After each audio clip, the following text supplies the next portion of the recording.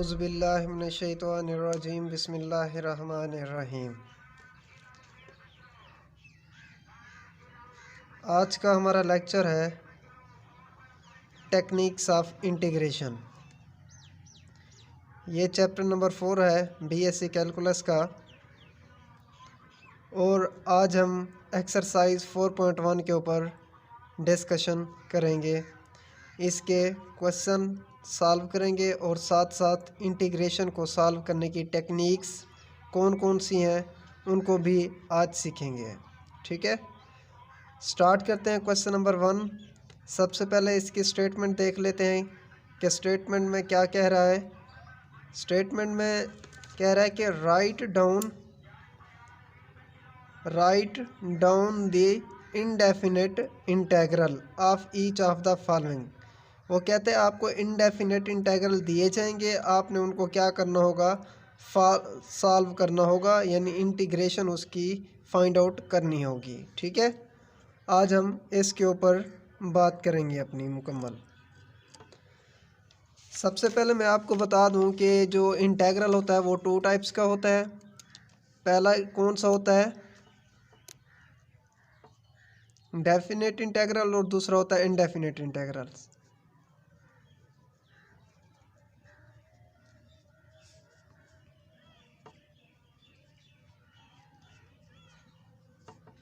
और दूसरा होता है हमारे पास डेफिनेट इंटेग्रल।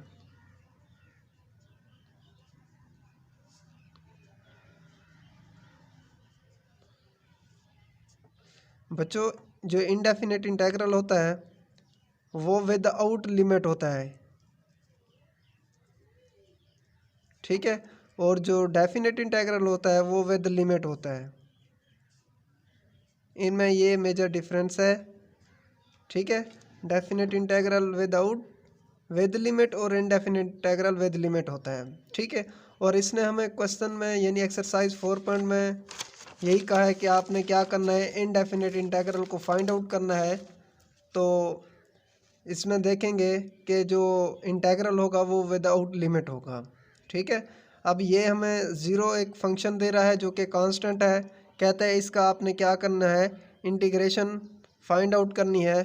तो वो कैसे करेंगे हम, सबसे पहले सॉल्यूशन लिखेंगे हम एज गिवन दैट मीन जो चीज़ दी गई है उसको वैसे का वैसे हम लिख देंगे।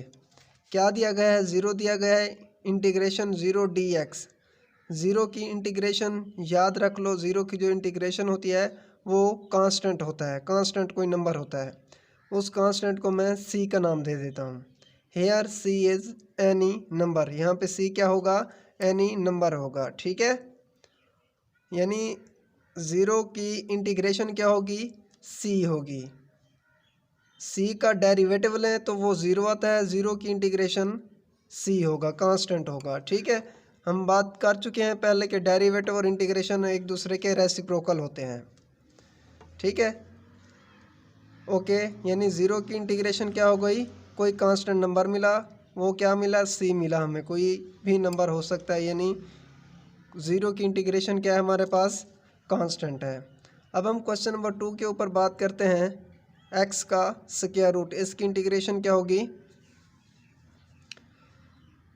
x का स्क्वायर रूट। सबसे पहले सॉल्यूशन लिखेंगे, सॉल्यूशन में एज गिवन दैट जो चीज़ दी गई होगी उसको हम एज इट राइट करेंगे, बाद में जो है ना इंटीग्रेशन अप्लाई करके वो फंक्शन वहाँ पे लिख देंगे, x का स्क्वायर रूट dx है। ठीक है, अब देखें, अब हमारे पास फंक्शन होता है एक, यानी अगर x की पावर n हो विद आउट पावर उसका डेरिवेटिव आगे मौजूद हो तो उस फंक्शन की पावर में एक ऐड कर देते हैं, उसी पावर को नीचे डिवाइड कर देते हैं। ठीक है, अब यहाँ पे देखें x रेज़्ड पावर क्या है, 2 है ना, x स्क्वायर रूट को x की पावर 1/2 लिख सकते हैं हम, डॉट 1 dx। ठीक है, अब इस 1/2 को ना देखें, आप 1/2 को 1/2 के अलावा अगर x का डेरिवेटिव लेते हैं तो वो 1 होता है। ठीक है, 1 आगे लिखा हुआ है, तो कहने का मतलब ये है, ये कौन सा रूल हम यहाँ पे अप्लाई कर रहे हैं, पावर रूल। पावर रूल हमारे पास क्या होता है कि अगर फंक्शन दिया जाए उसकी पावर कुछ भी हो, विद आउट पावर अगर उसका डेरिवेटिव आगे मौजूद है तो फिर हम क्या करते हैं, उसकी पावर में एक ऐड कर देते हैं और उसी पावर को नीचे डिवाइड कर देते हैं। ठीक है, अब यहाँ पे भी देखें, दोबारा इस रूल को देखते हुए, मद्देनज़र रखते हुए इसके ऊपर अप्लाई करें। अब 1/2 को आप छोड़ दें, 1/2 के अलावा x का derivative with respect to x 1 मिलता है हमारे पास। अब इस x का डेरिवेटिव आगे लिखा हुआ है तो इसकी पावर में एक ऐड कर देंगे, उसी पावर को नीचे डिवाइड कर देंगे। ठीक है, okay. x raised power 1/2 plus 1 3/2 over 1/2 plus 1 3/2 plus c। नीचे वाली टर्म जो इसका जो नोमिनेटर है वो डिनोमिनेटर में तब्दील हो जाएगा, जो डिनोमिनेटर होगा वो नोमिनेटर में तब्दील हो जाएगा, यानी इसका रेसिप्रोकल हो जाएगा, 2/3 टर्म बन जाएगी, x raised power 3/2 plus c आ जाएगा। ठीक है, यानी x स्क्वायर रूट की इंटीग्रेशन क्या है, 2/3 x रेज़्ड पावर 3/2 है हमारे पास। ठीक है,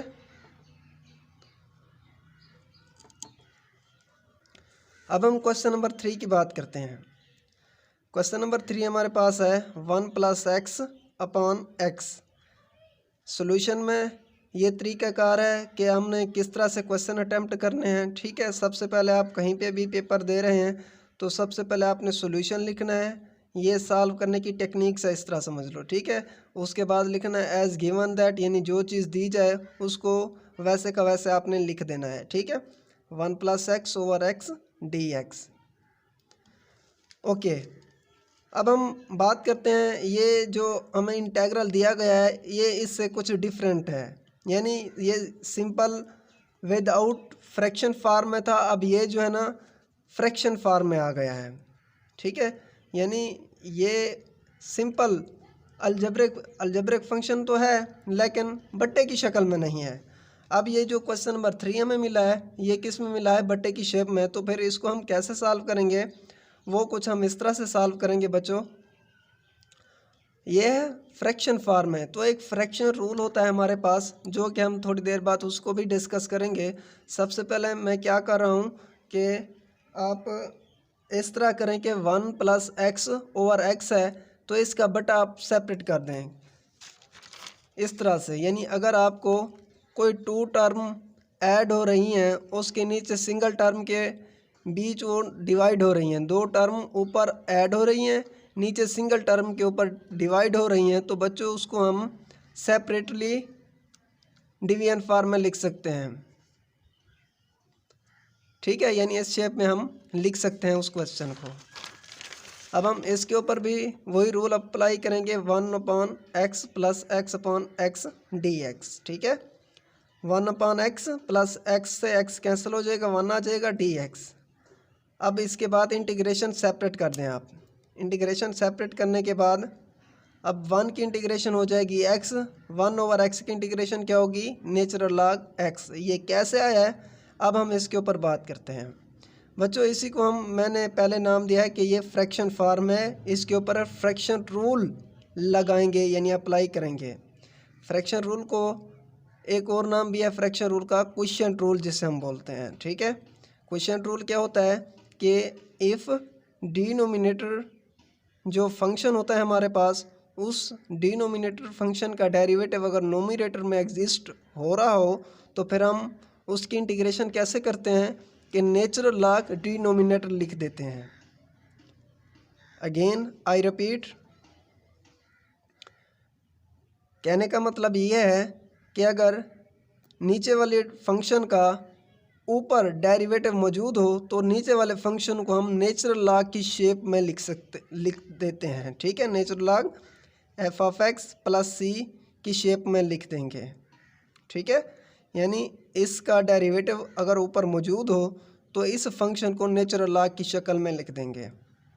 अब हम इसके ऊपर अगर बात करें, इस x का डेरिवेटिव क्या होगा, 1 होगा, तो 1 ऊपर मौजूद है, कहने का मतलब यह है कि x का डेरिवेटिव ऊपर मौजूद है तो फिर इस x को हम नेचुरल लॉग की शक्ल में लिख देंगे।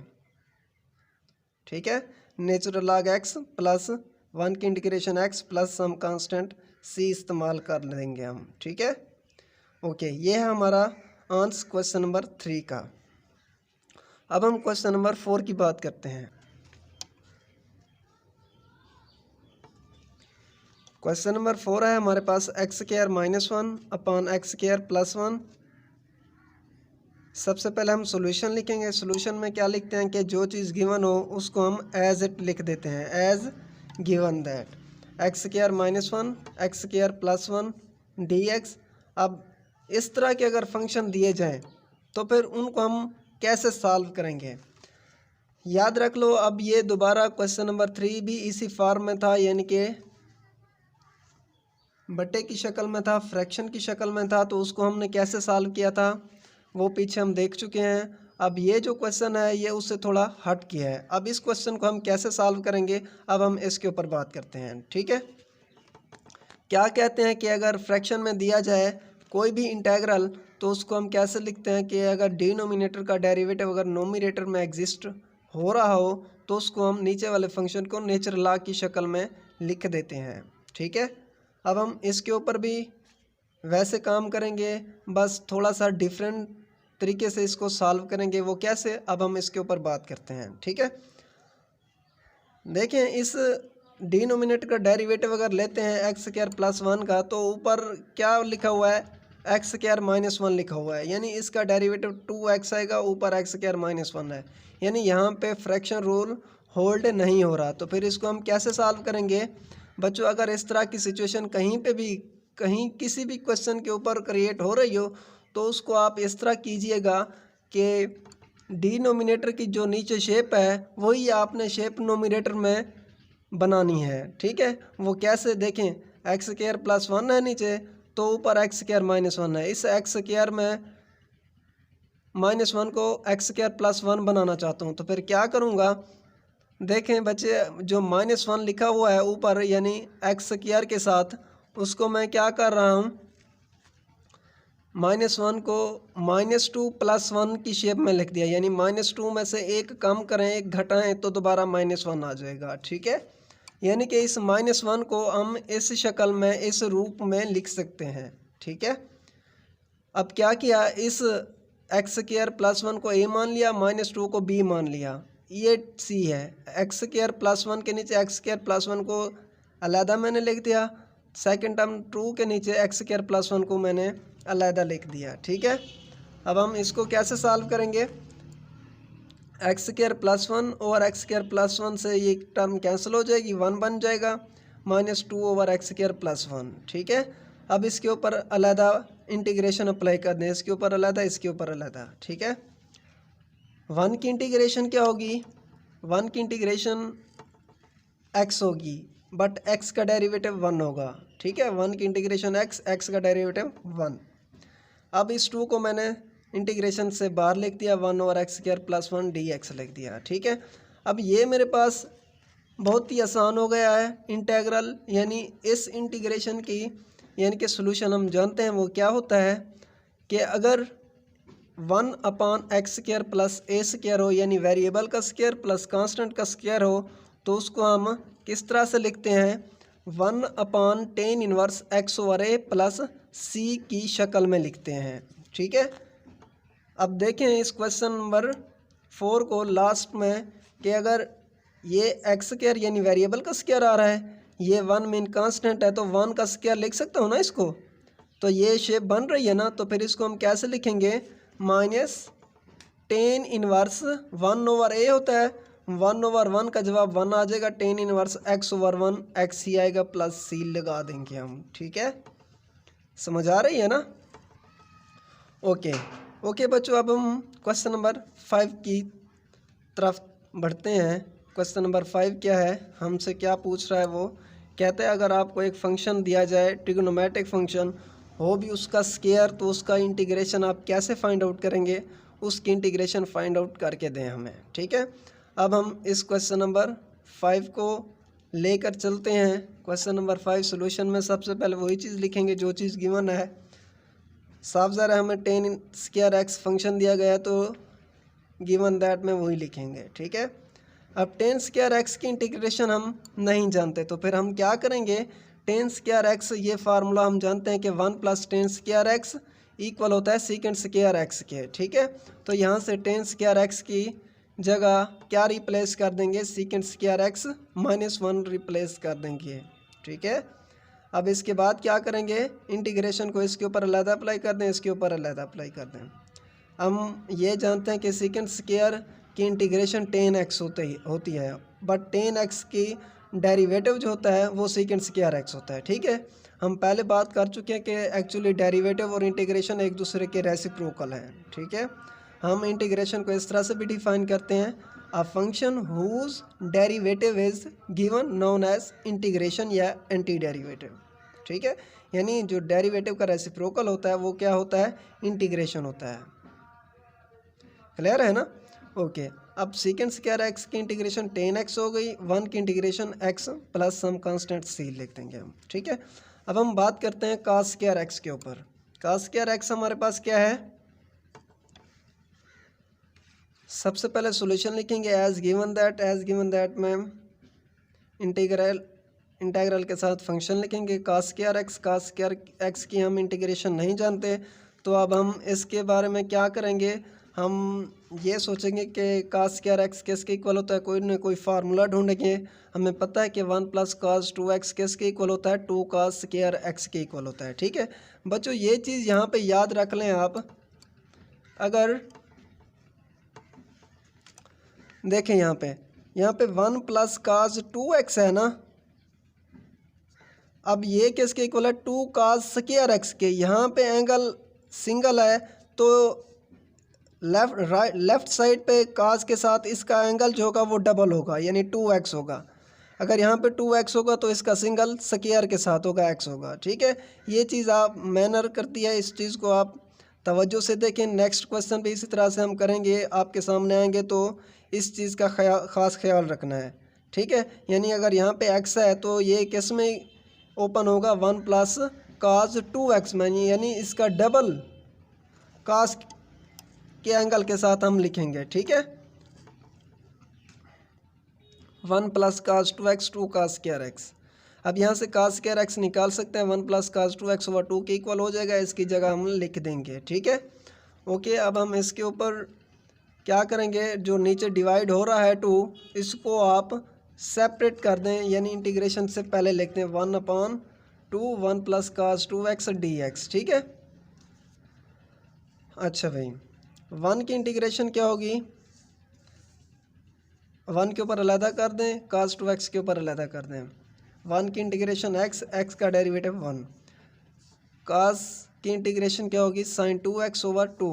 cos का वैसे डेरिवेटिव होता है -sin x, लेकिन हम पहले बात कर चुके हैं कि जो डेरिवेटिव का रेसिप्रोकल है वो इंटीग्रेशन है। cos की फिर इंटीग्रेशन जो होगी वो +sin x होगी। ठीक है, sin 2x / 2, ये 2 कहाँ से आया, इस 2x का डेरिवेटिव लिया, जो डेरिवेटिव आया उसको नीचे डिवाइड कर दिया, प्लस सम कांस्टेंट c इस्तेमाल किया। उसके बाद क्या करेंगे, 1/2 को अंदर मल्टीप्लाई कर दो, x/2 sin 2x / 4 + c लिख देंगे हम। ठीक है, ये हमारा क्वेश्चन नंबर 6 है। ठीक है।